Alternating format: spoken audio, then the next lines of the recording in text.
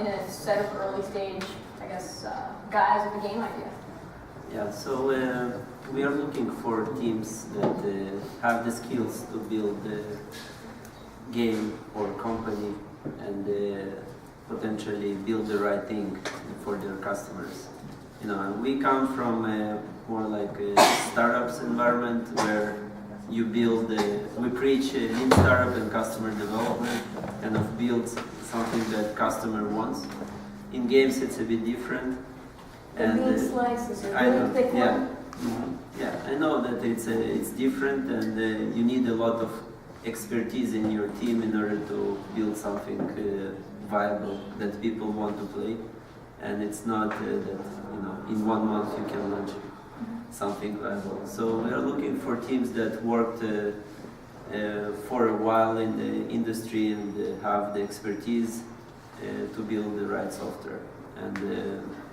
And again, just to build a game without distribution and marketing expertise, it's very hard.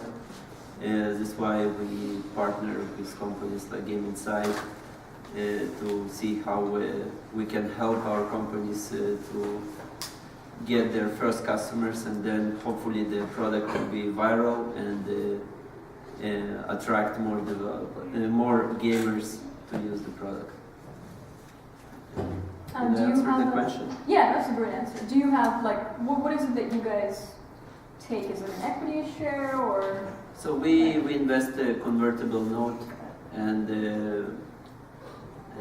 typically it's with a cap. The cap is dependent on the stage of the company, and and until equity round, we prefer not to convert.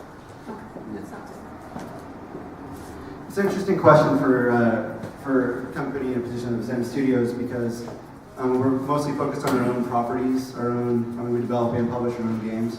We have published other titles by other developers. I don't think our agreements look anything like what a traditional publishing agreement looks like. It's mostly been almost like a bro deal.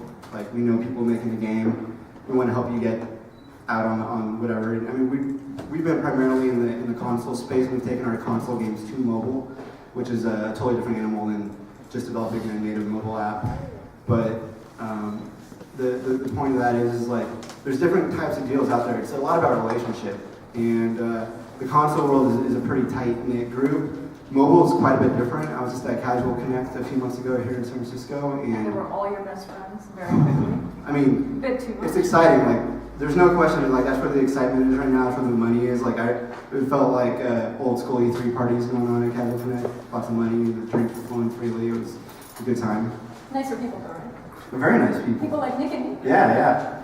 But it was really interesting. I mean, I'll be honest. I just felt like they were like they didn't know who I was. I would introduce myself very, casually, and then reveal later that I was Zen Studios. And most people have heard of Zen Studios now. We've got this pinball game that a bazillion people have downloaded, but once they heard that, they're like, oh, I don't need to talk to you anymore, because it almost felt like a very cheesy, like they were just hoping to scoop up my game and fill it in. But the point is like, find a partner that you feel confident with, and like have some legal expertise and have some business know-how. People read over your contracts because you're a game developer, you're making a game. You don't have the skill set of a lawyer. But I would say find a partner. If you want to work with Zen, which is what the question's about, like, why would you work with us? Because we've been in your same shoes. We started out as 4 guys doing work for hire, and then when digital came on the scene, we saw a different path, and now we're 65 guys 4 years later, and kicking butt. So we know the challenges you face, and we know how to get to market and sell product. And if you ever want to approach a publisher like us, it's like, well, what kind of game do you have? What's your passion? How do you want to make this work? So how many mobile games do you guys have, and what types of genres, what types of generally? In the mobile space, we only have 3 apps, and they're all pinball related. Soon to be 3 more non-pinball related. We do have big brands associated with our product, which has been a big win for us in mobile. We have Star Wars and Marvel and others. And it's really exciting. That's been a very key aspect to getting our game promoted. Promotion is huge. games are very expensive, and if you don't have proper marketing, which a publisher with a huge network can do for you, definitely there's a lot of value in that. But for Zen, yeah, 3 apps on mobile, but more console games. So has it been like branded pinball versions of, say, Star Trek? Yeah, adaptations of like Star Wars. Actually, just yesterday we released Star Wars Pinball, our second pack, on 10 different digital channels simultaneously. Does Star Wars promote the games also? Once Not so much. There's no marketing written into agreements. I mean, you work with them and you try to align with their project schedule. But Disney owns them, and just there's a whole row of product that's shipping in any given month, and like who knows, they might not even know who you are. But it's just a recognition an end consumer would have of something like Star Wars that helps you bubble. Yeah, absolutely. It is Star Wars. I mean, it gets the press to pay attention. When I send a Star Wars related email to a journalist, it's more than likely going to be opened up because. Is that true, Dean Takahashi? Will you open my email if I said say Star Wars in the subject line? Yeah. Awesome. Cool. That works. Thanks for verifying. All right, Luis.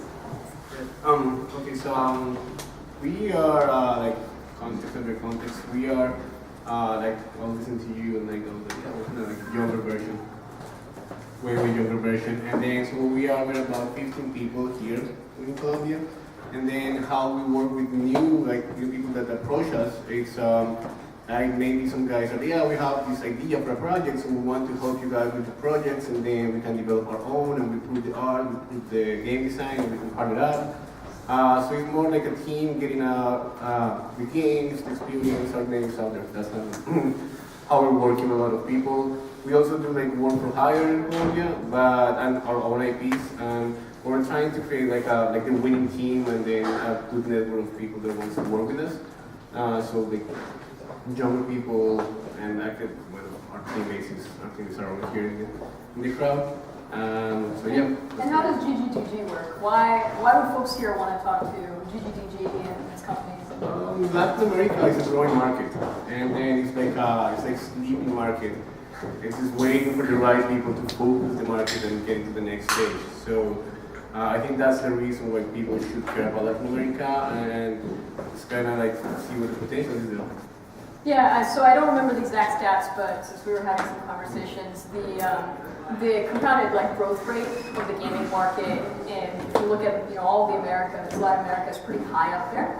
And typically what happens now is that games made here by developers, which you don't even know, your games are being played over there, right? So, and often for in English, so localized games made by people in that market might be something interesting, and stuff you would partner with them. Yeah, like the culture-wise, you need to have local people, right, to help you, and then to getting to know new culture is not really possible. What about the money, Luis? Any money there? It's Can I get money out of Argentina? you can get good prices. But how about Colombia? No Argentina, but Colombia. No, you can get good prices in Colombia. We're in teams right now. The industry is developing a lot. It's growing, but it needs a lot of dedication. Don't you guys have the highest credit card penetration of all the Latin American countries? Colombia does? The highest credit card? Credit card penetration? It's growing, but it's like PayPal doesn't. You cannot cash out. What? You can PayPal. You can't cash out in PayPal. Oh, okay. Yeah, I'd have to use it on something else. Yeah, you have to cash out to the States. Through the U.S. Yeah. Well, it's good for these guys. They can cash out. All right. Okay. So, from your perspective, who are the right people to work with in this business, and what should we look for? We being the indie developers.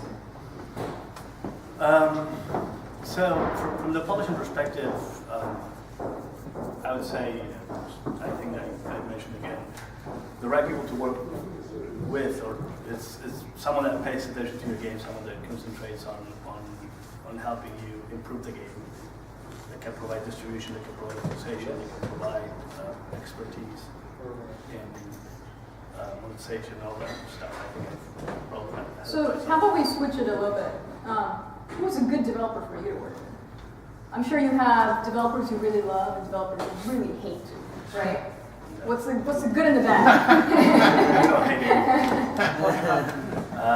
Dude, I'm the one who's been drinking. Why are you? We're nice people. We look at a lot of games, and for us, it's quality over quantity. So our motto is to work with developers that have really high quality games, and so I think that's the right focus for a publisher. If you're focusing on quantity from the developer perspective, if I have 1,000 games and you come to me and I sign you and I didn't even look at your game, but I'm willing to sign you into a 5-year contract, all of a sudden I'm just going to throw the game, throw it against the wall and see if it sticks, right? And if it doesn't, then you're committed for 5 years and they'll never promote, they'll never push your game.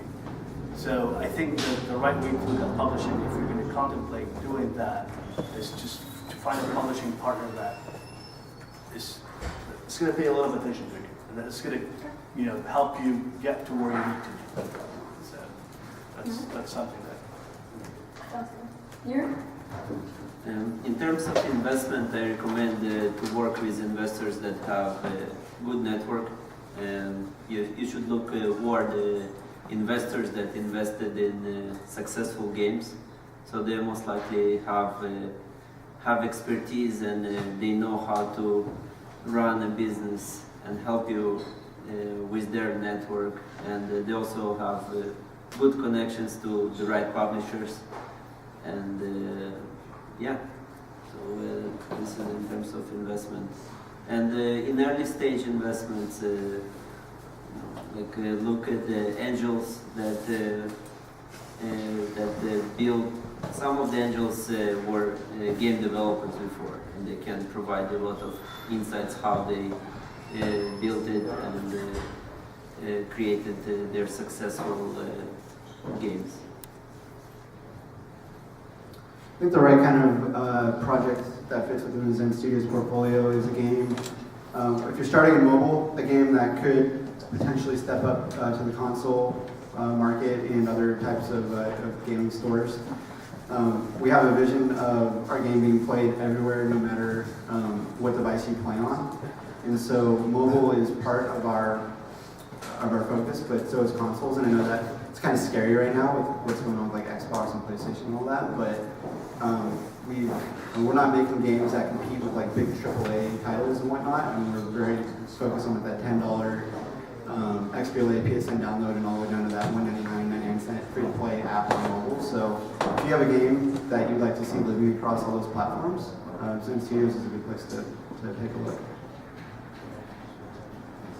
Like for us as young startups, we're looking for people that can share a vision of how startups should be. Like the startup culture is very different than the corporate vision.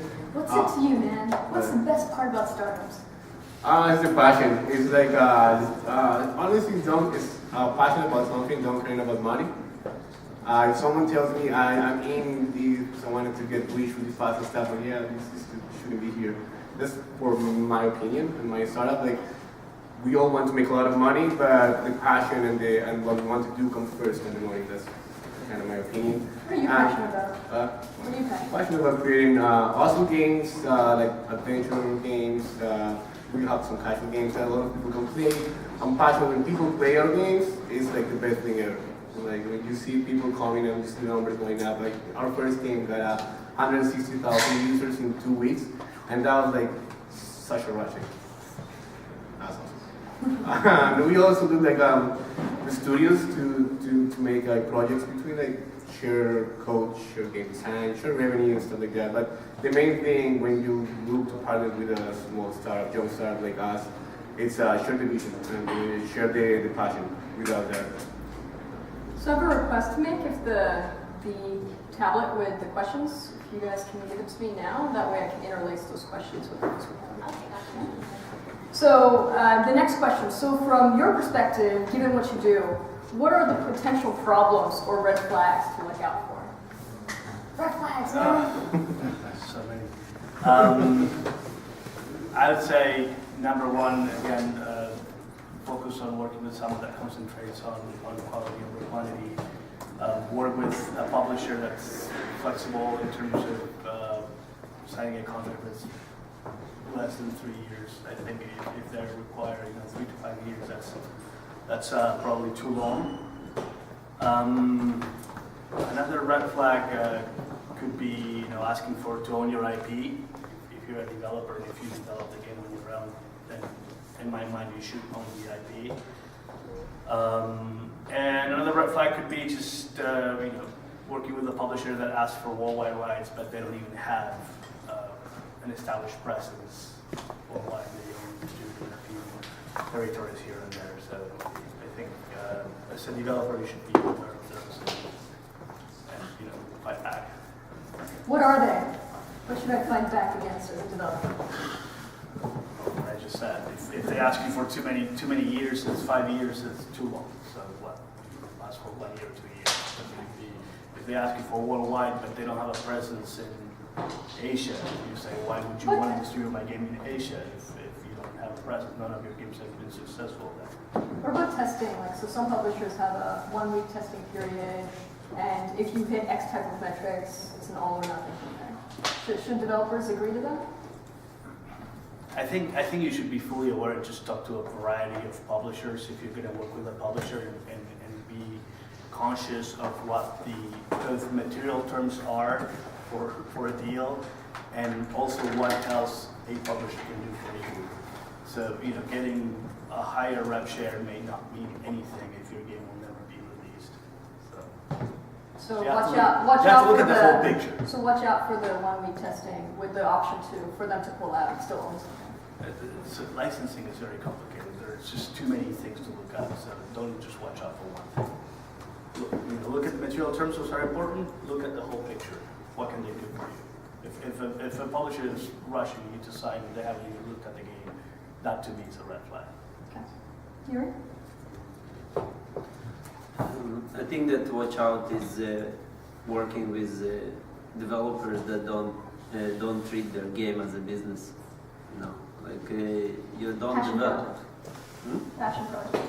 No passion projects. Yeah, not passion projects. You should think about creating a business. Otherwise, you don't need investment.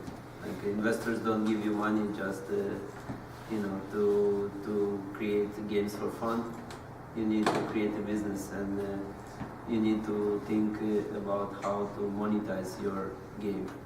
Or there are various ways to monetize games, and you should work with experts that can provide you some insight how to monetize games, because it's not that easy to monetize games with in-app purchase. There are a lot of mechanics that you need to understand how to create a stickiness to the game. And so we want to know that these guys are doing a business, or they can find someone that will take the team and make a business out of it. Like GameInsight. Not necessarily. I thought you guys were friends. What happened? We are. Not when you ask questions like in this kind of That's funny. This is an interesting question for me. It's been a really long time since you signed a publishing deal with a publisher. We do sign distribution deals for markets that we don't have expertise in. And I would say the red flags there are you want to maintain full control of your brand. Never let them have creative control. Always own your IP. Always have legal expertise. Read over every single word of that contract. If you don't feel 100% comfortable with what is there, you don't understand the clause, you need a lawyer, okay? Because it's tricky. There's a reason why there's lawyers in this world. They control the world, I think, anyway. But you absolutely... You don't tell us that exactly. Yeah, they're there. And from a publishing perspective, never, like I said, you never give up full control of your IP. It's your brainchild. It's your innovation. It's your passion. Find a publisher. I like what these guys were saying about not about the quantity, but about the quality. Someone who shares your own values. Someone who has a vision for your game to succeed beyond just this one iteration. Because if you look at the shelf life of 99% of mobile games, it's a flash in the pan. I mean, very few succeed on the charts beyond a week or two, and they fall off. And so the vision for your game has to be more than just that one iteration, and you have to maintain control for that, because if you do end up with a hit on your hand, you don't want to be owned and tied down forever, because you just don't. I mean, these guys would be awesome to help you get there, but look, your world is much bigger than that at that point, and you need to maintain that control. That's awesome. Red flags. So I agree with you guys, and then I have worked with publishers before, and then it wasn't the best experience, but it was a good experience of learning. I would say, you guys say quantity of no quality. With all due respect, the publisher that I used to have sent an email saying the same thing, and then I found out like it wasn't true. So you need to like actually go do the research, and that's on the publishing side. On the team side, I know when you say passion can be like, oh yeah, no business, but you can have a lot of passion and a lot of times like your mind can be in the business and the passion, right? So you need to have the right team for that. Your team cannot be like, oh, we're artists, we're gonna make a game in like 3 years, and yeah, mobile games cannot be that long. So you need to have the right team for your game. A free guy, it doesn't mean it's right. It has to be the right guy for your team. That's for me like the biggest red flag is having the right team. It doesn't have to be the best guy. It has to be the great chemistry with the team. The most committed guy as well. Yeah. The one yeah. who's going to eat ramen with you, or burritos in your case. Yeah. Committed, man. Sorry. Someone should take his beer away. Or whatever the little breakfast muffins were that we had, with cheese and something. Amazing. Okay, so I'm actually going to switch to, what was it? Pandeon is awesome. Great after a night of drinking. So I'm going to switch to some of these questions here that are coming from you guys. So do premium mobile games have a future, or should we only be making free-to-play titles now? What are your opinions? And just to vary it around, can we like start on that end? Yeah. For me, as a gamer, say like premium is like, as a gamer, as a developer, I say premium is more money. So as a business person, I would say premium is gonna have a long way to run, and then it's just gonna stay. Like I don't see it going anywhere. You don't see Premium going Premium anywhere. going. Yeah, no, premium is gonna stay, but it's not gonna go up again. That's how I see it. Just money. Premium is more money. And why is that? Why is premium? Because you can get more out of the players. Like instead of getting $60 for a player, you get 1,000 big whales. No, nobody's gonna give that up. No? Freemium is the future for native mobile apps. There's no doubt about it in my mind. If you're creating a new app today and you want to be successful, it's got to be freemium. If you have a property that you're taking from console to mobile, it's very hard to retrofit an existing IP into a free-to-play game. So I would recommend going paid, like just a premium paid app at that point. You see a lot of companies like Double Fine is very good at doing that. They establish their, I don't know if you guys know Double Fine, Tim Schafer. Excellent job of establishing IP on a bigger platform and then just bringing it to mobile. And they do things that work really well on in the mobile side of things for that specific game. But it's hard to take an existing property and make it free to play. But if you're going forward from this day forward, I don't think that If it's a new IP, you mean? if it's a new IP, if we're building a new IP today, which we are for mobile, we are going free to play. There's no question about it. The top grossing charts, the numbers, the amount of players to get into the game, and there's no reason why you want to mess around with a native just $1.99 And one of the reasons that works is because a lot of people who don't know what your game is get to try it out, Exactly. and then you can monetize them over a period of time. Whereas if the brand and the IP is well known, you know, they already know what they're getting in a sense, so they expect a certain type of quality and they're going to pay for it. Right? Yeah, you're absolutely right. So that's right. Do either of you guys want to answer that? Yeah, I'm gonna drill through these fast. So if you keep your answers short and fast. Yeah, I think that free to play is the way to go, and the lifetime of game, you most likely gonna make more money than what you get when they pay for a premium game, and the entry point should be very easy for people to try it, and you never know who's gonna stick inside of the game and gonna waste the money. So a lot more great learning faster, right? Yeah, and also, you know, like the more devices have your games, even if it's for free, you can always update and push new things to these users. Awesome. Nick? Yeah, same thing. I agree with what they all said. Basically, there are no barriers to entry and no ceiling to what you can spend. So Awesome. those are two great things. Fantastic. Thanks. All right, so what's the best territory outside the US to develop mobile games right now? To know mobile games for? Colombia. Yeah. Love Colombia, but you have on my list right this minute. Asia is very hot, so I'd say Korea, Japan, China, of course. Do you guys Russia.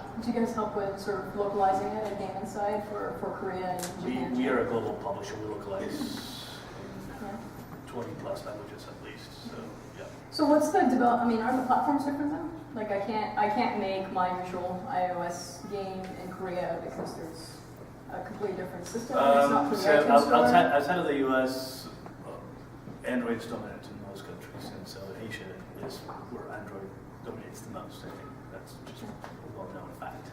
And then is it an open Google Play Store or is it through carriers? Anything you think these guys should know before they come to you and say, hey Nick, I want to publish in Asia, this is my game? It depends on the country. Samsung obviously is very strong. We work with different carriers in Asia. We work with different publishers. We tend to find the best partners to work with. Does anyone have anything to add to that question? If not, I'll just move on to the next. No, I'll just say like Latin America is Latin America, even though they don't spend a lot of money, it's a lot of the countries are growing. The more cell phones here, the percentage is growing. So I think in the future it's going to be a market to move in. So, are you saying if I'm playing a little longer term game that I want to, Yeah. 3-4 years from now, I want to be the leader, which market I should pick? I should pick something which is growing now? Yeah, So, yeah. Okay. We're talking a lot about mobile too for these markets, which I totally agree is where the growth is. But don't forget PC. PC is just as easy to get to market there in like Russia or these other countries. I mean, it's a PC and mobile space. They don't do consoles, so if you got a game that translates to PC. So, Yuri, I got a question for you. Would you invest in a PC indie gamer right No. now? Okay, why not? Because the distribution is very hard. Like mobile devices are growing very crazy. Mike, he doesn't agree. Mike, back to him. By virtue of Steam, if you get a game out there, whether it's greenlight or published, you're in Russia. And Russian press are very easy to deal with. They are hungry for free games. You just send it to them. They write about you on YouTube, 100,000 views, boom, sales. It's easy, guys. Okay, let's maybe give this to Nick now. Nick, is it easy in Russia? PC games we don't do. Okay. So we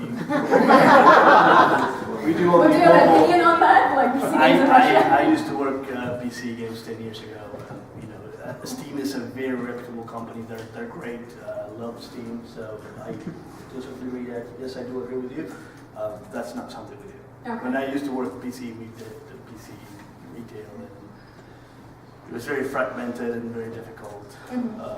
Digital age came around, made it a little bit easier. But again, at GameInsight, we only do free-to-play mobile games. And then, so Yuri, would you invest in a company that's on Steam? No, we invest in mobile. Mobile. Okay. All right, I'm gonna stop being trying to get a fight here.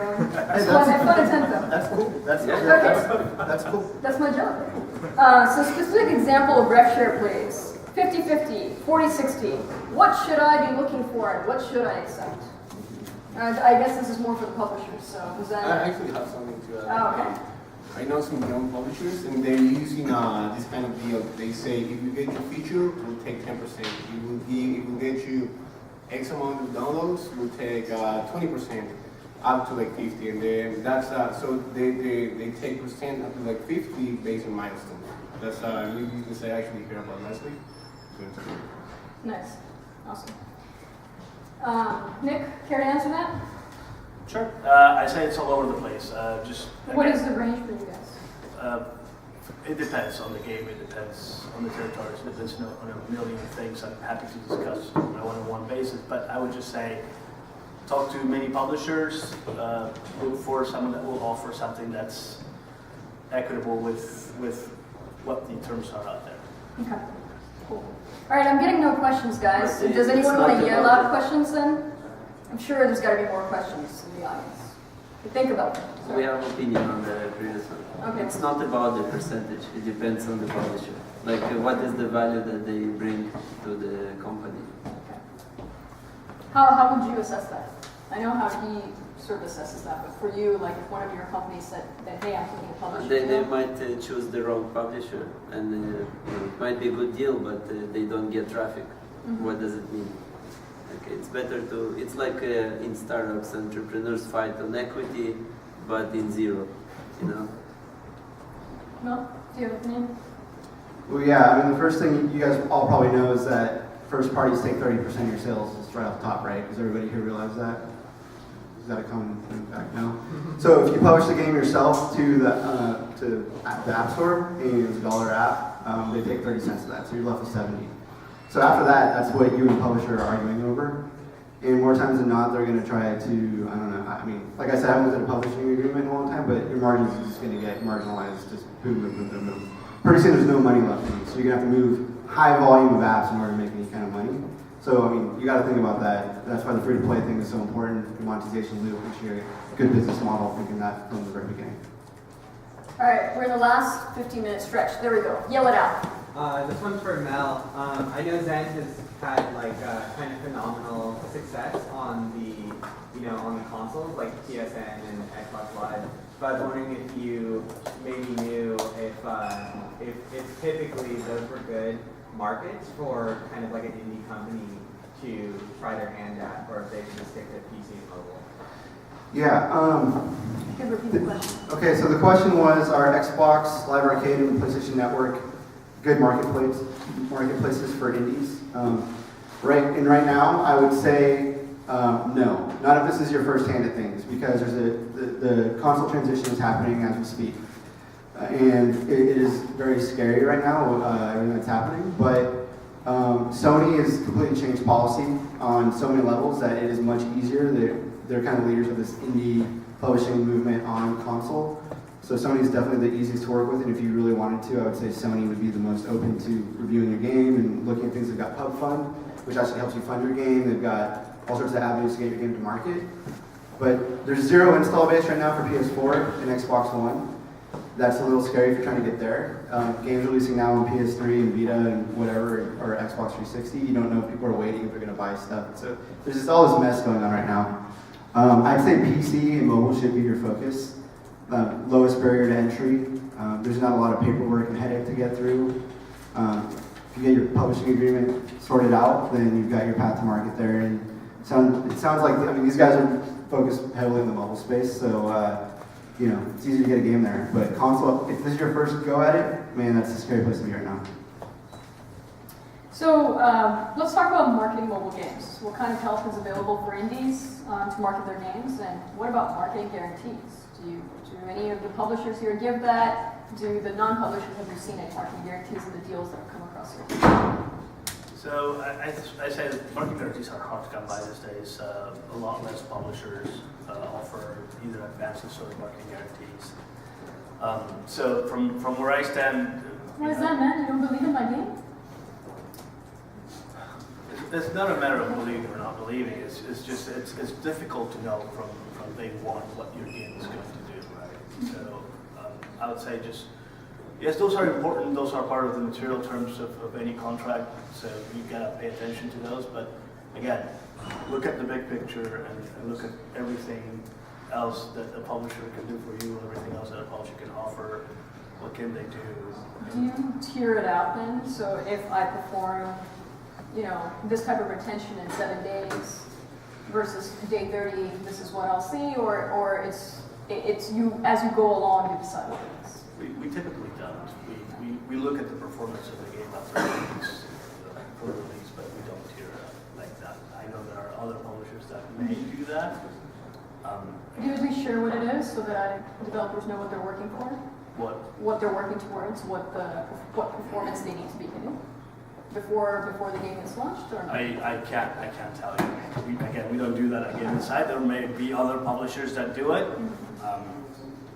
That's right. I can't really speak to that, unfortunately. Yuri, have you seen, what types of deals have you seen on the marketing end for publishers? Anything that's come across your desk? As I said, we didn't invest in gaming companies yet, so we are new to the market. So I can't. No? So it's an interesting question because the things that sell games on mobile is very much network based. Like you want to be in that group of games that can be cross-promoted and whatnot. I mean, that's how 99% of games, unless you're a big developer, publisher, and you already got a brand established, and that's what's going to do it for you in that storefront marketing. PR doesn't sell mobile games unless, again, you got a huge brand like your Angry Birds or something. It's increasingly difficult, and so the value that the publisher is going to bring, like you want to make sure that there's specific marketing components in there, user acquisition, those things. I mean, it's got to be specific because that's really what you're giving. I mean, that's why you're signing a deal because, man, you need visibility. And so, I don't know. I mean, just make sure that's so specific and make sure that, again, have your lawyer look at it because more times than not, there's going to be 10 different ways that someone can interpret this little clause that guarantees that marketing stuff. And say you release your game after a week, it's not hitting a certain number, and then they pull that marketing support. It's DOA, man. Like, you're gone. So. Yeah. So to your point, I say look to work for with a publisher, if you will, that has a track record of publishing successful apps on the game genre that you're working on. So if you're working on a hidden object game, just look for a company that has a track record of successful hidden object games because they're going to have the audience and because they can cross-promote your game with their existing audience. So it's to your point, like they're saying. The guarantees here and there, like I said, there's just many ways to structure it. And there are ways, as I'm sure the lawyers will tell us, to get out of the guarantees plus they're given, right? We'll give them a chance to speak to that later. Okay, Luis? What was that? Depends what side we're on. Depends what side you're on. When you're up here, you'll be on the side of developers, right? Okay. All right, Luis? So like marketing guarantees, from my experience, it's just very little guarantees. Like in my case, it was we have X amount of people in our network. We can cross promote, and they have their big four numbers, and then that's how you sign on a name, on a brand, the publisher. But you also need to develop your own independent channels, like self-pub, so it's independent in the channel. There's a lot of huge Facebook groups that help you develop your network. But yeah, and even if your game is perfectly done, there is a little bit of luck that, you know, like all the runners or all the like Angry Birds, like a little bit of luck. So that's why guarantee cannot be done. That's why I think. Yeah, and I think also, like, to your earlier point of quality rather than quantity, right? So if I have a 100 million user network, but I'm publishing 1,000 games, right? Even if I have a lot of hidden object games, you may never get featured because each time I cross-promote that traffic into any game I'm publishing, I need to make sure there's an enough payout. Maybe the game isn't hitting that well. Even if the game is good, it may not monetize that well in the first 2 weeks when I'm making that decision. But if and you guys publish what, less than 10 games a year? Something? I would say 12 to 20, give or take. Right, so 12 to 20, you have more of a chance of actually making it past their cut for what makes sense for them to cross-promote. Okay, any other questions, audience? Dean?